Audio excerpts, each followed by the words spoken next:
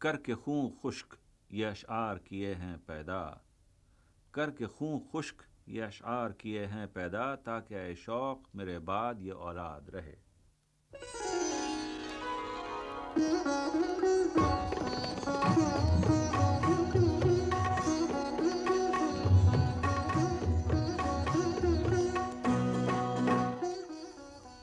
کر کے خون خشک یہ اشعار کیے ہیں پیدا، تاکہ شوق میرے بعد یہ اولاد رہے۔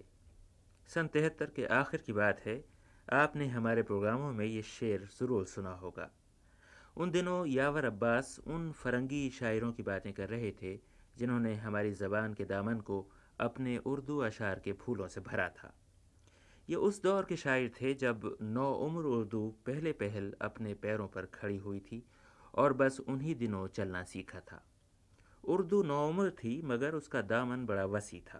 اس نے دور دور کی زبانوں کے موتی چنے اور اپنے اس دامن میں سمیٹ لیے۔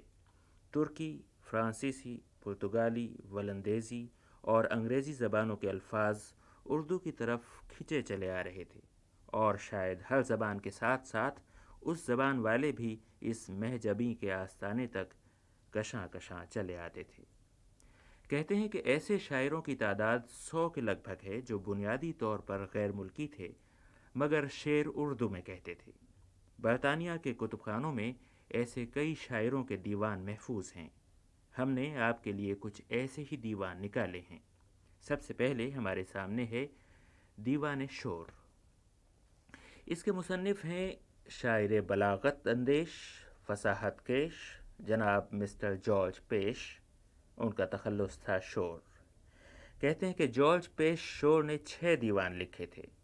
انڈیا آفس لائبریری میں ان کے پہلے 2 دیوان موجود ہیں۔ ان کا پہلا دیوان تقریباً 113 سال پہلے ان کے اپنے شہر میرٹھ میں چھپا تھا۔ 220 صفحوں کے اس دیوان میں ان کی سینکڑوں غزلوں، بہت سے مخمصوں، رباعیوں، سحروں، مرثیوں اور تاریخوں کے علاوہ کوئی 1 درجن قصیدے بھی ہیں جو حضرت عیسیٰ سے لے کر کمشنر ملتان ولیم فورڈ تک مختلف لوگوں کی شان میں کہے گئے ہیں۔ جارج پیش شور کے باپ فرانسیسی تھے، ماں جرمن تھیں۔ وہ خود علی گڑھ میں پیدا ہوئے تھے۔ یہ کوئی 1823 کی بات ہے۔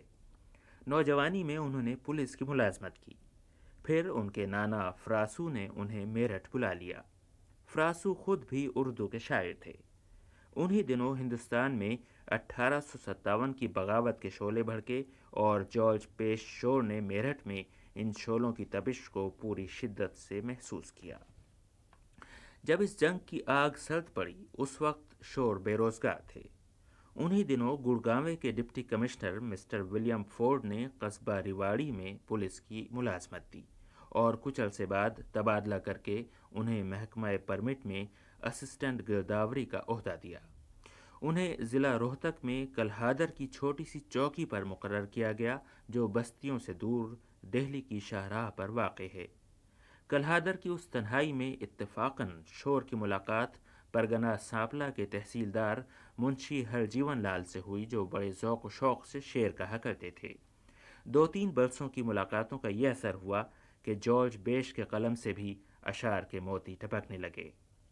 ایک دن منشی ہرجیون لال نے شور سے کہا کہ تم اپنا دیوان کیوں مکمل نہیں کرتے؟ یہ بات دل کو لگی اور طبیعت کو جوش آیا۔ اشعار کا تانتا بندھا اور اوراق مرتب ہونے لگے۔ اس عرصے میں شور کی ملازمت جاتی رہی اور وہ دوبارہ خانہ نشین ہوئے مگر شعروں کی آمد جاری رہی۔ بالآخر 1864 میں دیوان مکمل ہو گیا۔ اس میں انہیں 5 برس لگے۔ اب اس پر کسی استاد سے اصلاح لینا ضروری تھا۔ انہی دنوں حافظ غلام دستگیر مبین دہلی سے میرٹھ تشریف لے آئے۔ انہوں نے دیوان شور پر نظر ثانی کی اور اس طرح یہ دیوان چھاپے خانے تک پہنچا اور آج 113 برس بعد ہم بڑے اہتمام اور احترام سے اس کے اوراق کھولے بیٹھے ہیں اور سوچ رہے ہیں کہ اردو کے یہ کیسے کیسے محسن تھے، اس زبان کے گلستان کی آبیاری کرنے والے یہ کیسے کیسے غنچہ دہن لوگ تھے، اور ایک ہم ہیں کہ صرف 1 صدی نے ہمارے ذہن کی لوح پر سے ان کے نام مٹا دیے۔ اب ہم نہ کسی جارج بیش شور کو جانتے ہیں نہ اس کے کسی شعر سے واقف ہیں۔ اس باغ میں انہوں نے کیسے کیسے پھول کھلائے تھے، مگر ہم نے کبھی انہیں اپنے گلے کا ہار نہ بنایا۔ یہ بھی ایک دولت تھی، مگر علم و ادب کی دولت، اس لیے ہم اس کے دوست نہ ہوئے۔ ان آنکھوں سے ہم نے ایک زمانہ دیکھا، ان آنکھوں سے ہم نے ایک زمانہ دیکھا، ناداں کو بکار خیش دانہ دیکھا، دشمن اور دوست دولت کے ہیں سب، دنیا کا عجیب کارخانہ دیکھا۔ جارج بیش شور کی اس ربائی کے ساتھ ہی ہم ان کے پہلے دیوان کے ورق الٹتے ہیں اور کہیں کہیں سے ان کے اشعار پڑھتے ہیں، تاکہ ایک ایسے شاعر کی یادیں تازہ ہوں جس کی جڑیں فرنگستان میں تھیں، مگر جس کی شاخوں کی باہیں زبان اردو کے گلے میں پڑی ہوئی تھیں۔ اس وقت میرے ساتھ یاور عباس ہیں، آئیے ہم پڑھیں کچھ اشعار دیوان شور سے۔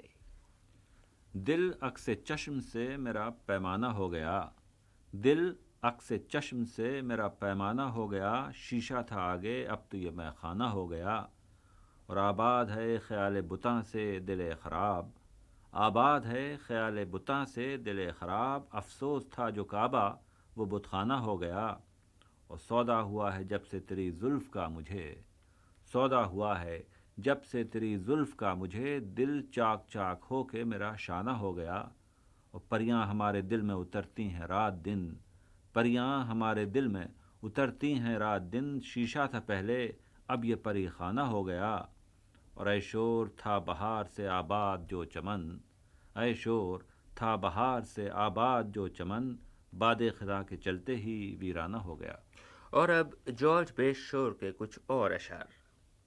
کس کی نظر لگی کہ میں بیمار ہو گیا، مجھ کو تو عین عشق کا آزار ہو گیا، داغوں کی میرے دیکھ تو آ کر کبھی بہار، داغوں کی میرے دیکھ تو آ کر کبھی بہار، یہ سینہ سیر کو تیری گلزار ہو گیا، سودا ہوا بلا میں پڑا منتشر رہا، سودا ہوا بلا میں پڑا منتشر رہا، زلفوں سے تیری جس کو سروکار ہو گیا، غیروں کے ساتھ دیکھ کے اس گل کو باغ میں، غیرت سے سوکھ سوکھ کے دل خار ہو گیا، صیاد کا قصور نہیں خود میں شوق سے، صیاد کا قصور نہیں خود میں شوق سے، فوراً قفس کو دیکھ گرفتار ہو گیا، دیکھا جو اس نے نیم نگاہ سے کھلے نصیب، صد شکر بخت خفتہ بھی بیدار ہو گیا، اور اے شور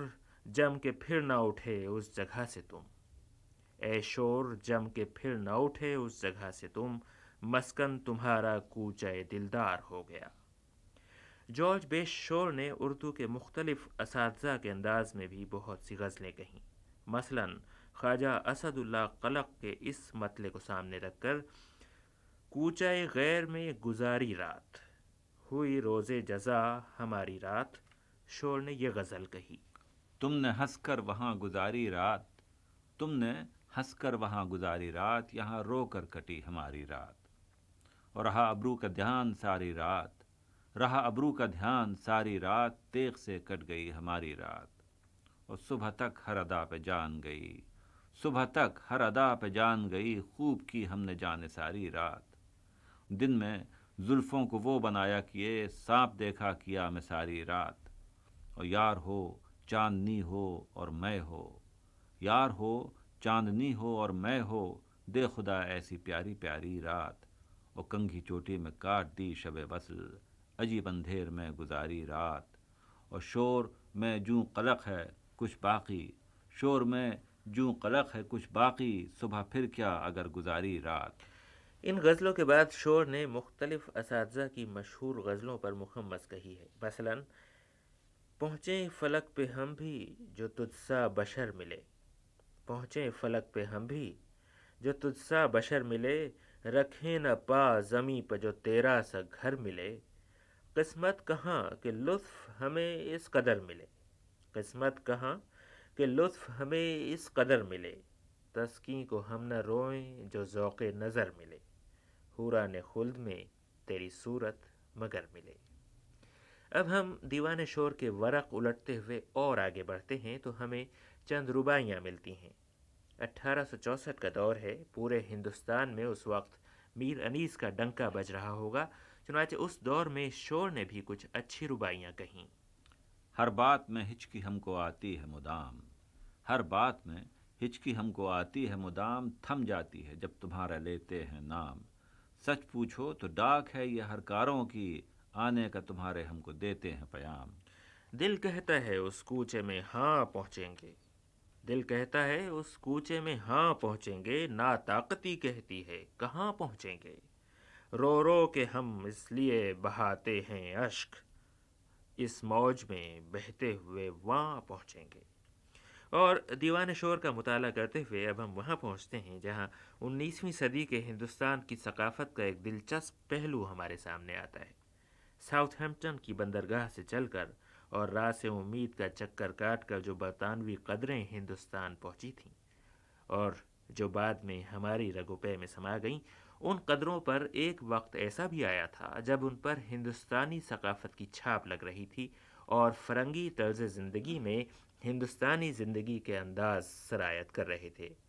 بعد میں کیا ہوا کہ اس دھارے کا رخ بدل گیا، وہ تو ایک علیحدہ بحث ہے، ورنہ ایک دور ایسا آ گیا تھا کہ آگرے کی مس ایلس اور پونا کے مسٹر کانر کی شادی ہو رہی تھی اور میرٹھ کے جارج بیش کھڑے ہوئے یہ سہرا پڑھ رہے تھے۔ آج ایلس کے بندھا سر پہ منور صحرا، آج ایلس کے بندھا سر پہ منور صحرا، جلوہ حق سے بنا ہے یہ سراسر صحرا۔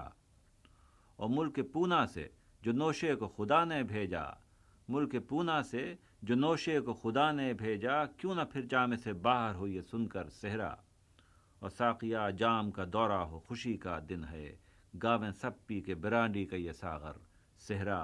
اور ہاتھ سے ہاتھ ملا میں نے کہا دولہا سے، ہاتھ سے ہاتھ ملا میں نے کہا دولہا سے، لو مبارک ہو تمہیں مسٹر کانر صحرا۔ شور کی خالص اردو شاعری میں برطانوی شراب کا ذکر بار بار آتا ہے۔ جہاں وہ برسات کی پھوہاروں کی باتیں کرتے ہیں وہیں جام اور ساقی کا تذکرہ بھی ہوتا ہے، مگر سوڈے اور برانڈی کے ساتھ۔ اس صحرے کی طرح شور کے دیوان میں کہیں کسی کے گھر بیٹے کی ولادت پر نظم کہی گئی ہے اور کہیں کسی فرنگی رئیس کی موت کا مرثیہ لکھا گیا ہے۔ 1857 کی بغاوت میں فرنگیوں کی ہلاکت کا نوحہ بھی ہے، مگر آخر میں اسد اللہ خان غالب کے انتقال کی تاریخ کہی ہے۔ لیجیے آپ بھی سنیے۔ افسوس کے غالب سخن سنج موا، افسوس کے غالب سخن سنج موا، یہ حادثہ دہلی میں نیا اور ہوا۔ تاریخ جو اس کی میں نے چاہی اے شور، ہاتف نے کہا چراغ دہلی کا بجھا۔ چراغ دہلی کا بجھا، سن 1285 ہجری۔ اور آئیے جارج بیش شور میرٹھی کے بعد اردو کے ایک اور بھولے بسرے فرنگی شاعر کی یادوں کے چراغ جلائیں۔ دیوان شور 1864 میں میرٹھ میں چھپا تھا۔ اس کے 4 سال بعد ایک اور دیوان پٹنے سے شائع ہوا، وہ تھا غنچۂ خاطر، معروف بہ دیوان جوزف۔ اس کے مصنف مسٹر جوزف مینول تھے، تخلص جوزف کرتے تھے۔ کوئی 100 صفحوں کے اپنے اس دیوان میں خود اپنے متعلق ایک حرف بھی نہیں لکھا۔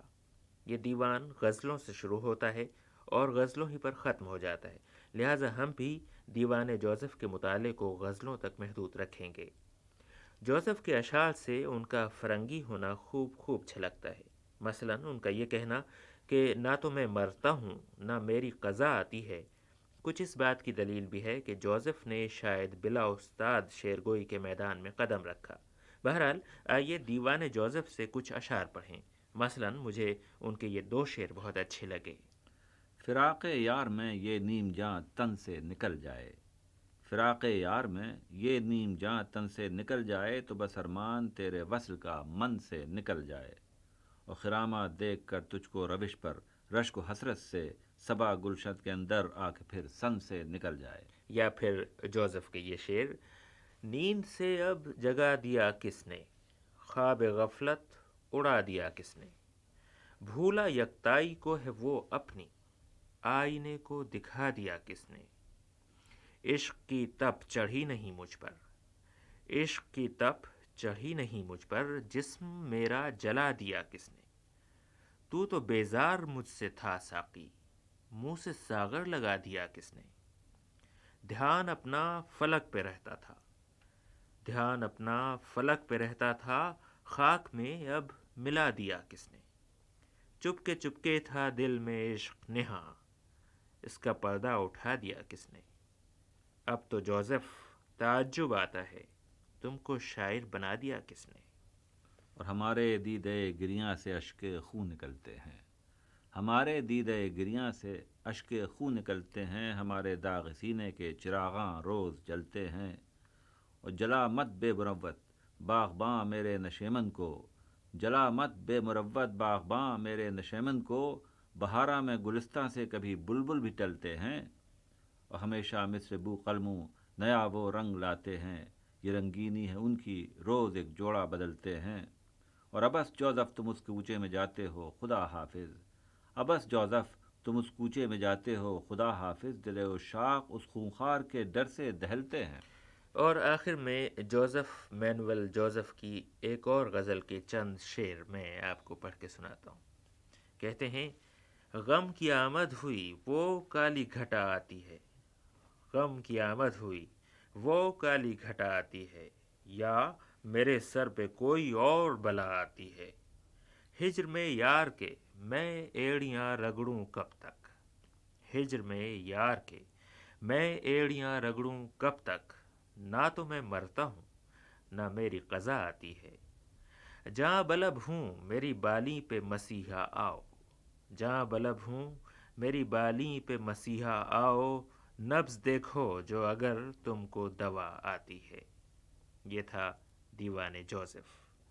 اگلی اتوار کو اسی وقت اردو کے ایک اور فرنگی شاعر کا تذکرہ ہے جس کی نبض بڑے بڑے طبیبوں نے دیکھی مگر دوا کسی سے نہ بن پڑی۔ وہ تھا جوزف بینسلے فنا، جو اردو شاعری کی بلندیوں کو چھونے ہی والا تھا کہ موت نے آن دبوچا۔ اس جواں مرگ شاعر کا دیوان یہاں لندن کے کتب خانوں میں موجود ہے، تو انشاءاللہ اگلے ہفتے دیوان فنا پڑھیں گے۔ اب رضا علی عابدی کو اجازت دیجیے، خدا حافظ۔